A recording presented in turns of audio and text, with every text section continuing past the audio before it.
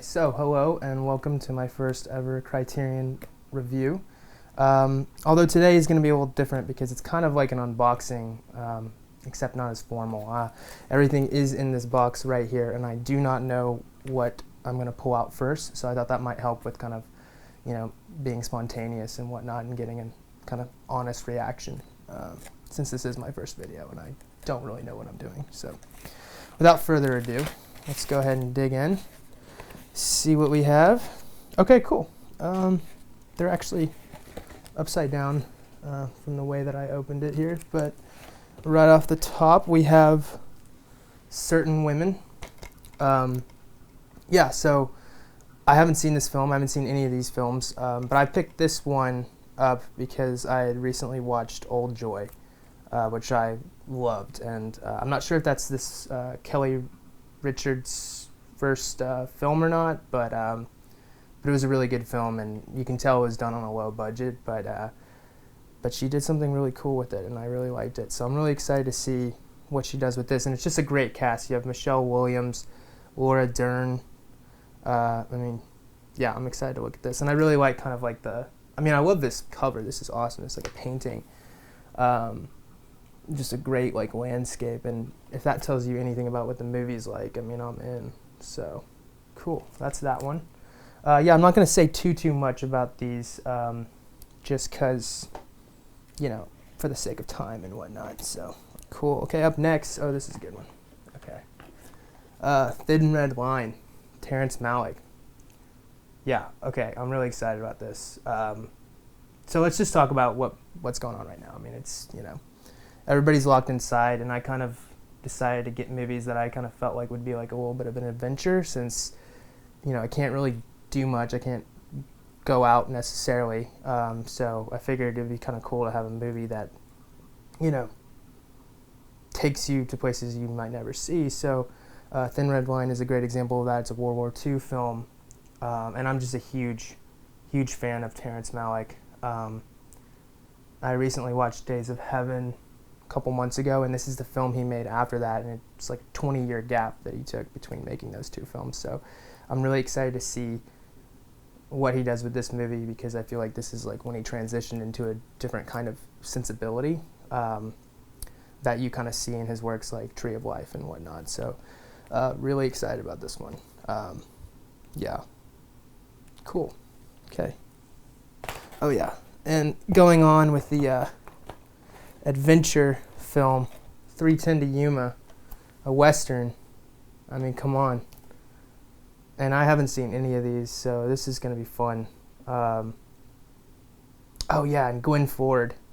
Yeah, I just watched Gilda for the first time, and man, I love that movie. So yeah, that was one of the reasons why I picked this up, was because Gwen Ford, and also I'm just a huge Western fan, so yeah. Super excited. I've actually seen the more recent one with Russell Crowe and Ben Foster, and I thought that was a really good movie, so I'm sure this is a great film as well. Okay, great. Yeah, I'm really telling y'all adventure films here. This is Only Angels Have Wings, Howard Hawks, and I had recently watched what's it called? His Girl Friday, and I thought it was great, and Cary Grant is becoming one of my favorites. Just charisma, what can you say?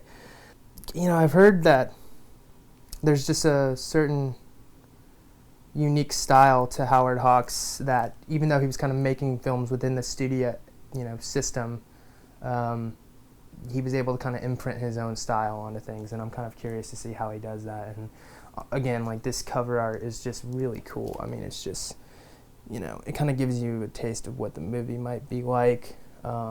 Very tropical. And of course, they probably shot it in a studio, but, whatever. It takes me somewhere anyways. Oh, up next, this is a fun one. Okay. This is a big deal. If I can get it out of this box. Okay. Yeah, we're talking a box set here. Okay, so this is 4 films by Agnes Varda, and I've only seen one film by Agnes Varda, which is Cleo 5 to 7, from 5 to 7, and that's one of the best films I've ever seen in my life. So, in my opinion, but I don't know what any of these other movies are even about, except Vagabond. I know that's, kind of what it, the title gives it away. But yeah, I mean, I'm just really excited. I didn't even know who Agnes Varda was up until like a few months ago. When you think of French New Wave, you think of Godard and Truffaut and those guys. But it's cool to think that there was a female in the bunch who made really good work as well. So, and then I've also looked into her kind of more recent stuff. I mean, she passed away like pretty recently, but she was able to do some pretty cool stuff up until the very end of her life. So she's a unique character in herself. So this is going to be fun, really. Yeah.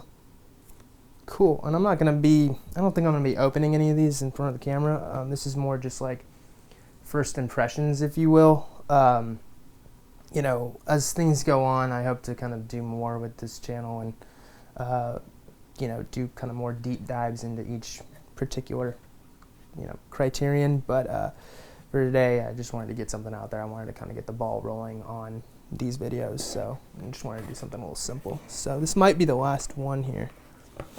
I thought I got more, but yeah, this is it. Okay, cool.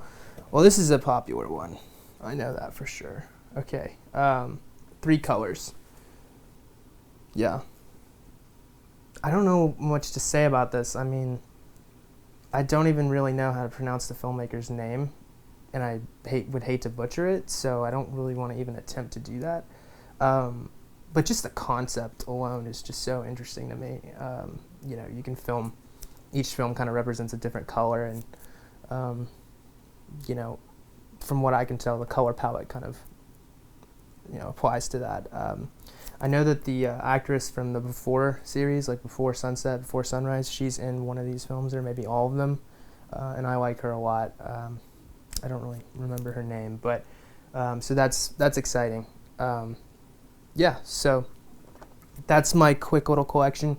These were all for my birthday, and this is all like the spring sale stuff here. I'm going to do another batch. I'm going to order another batch today probably and do the same thing, kind of like a first impressions video,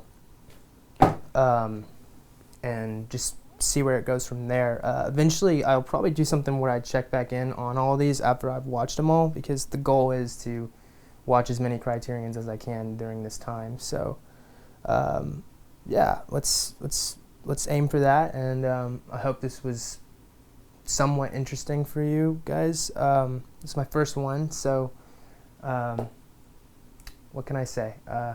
Hopefully there'll be more, and hopefully they'll get more interesting and better. But thanks for tuning in, and see you in the next one. Thanks a lot.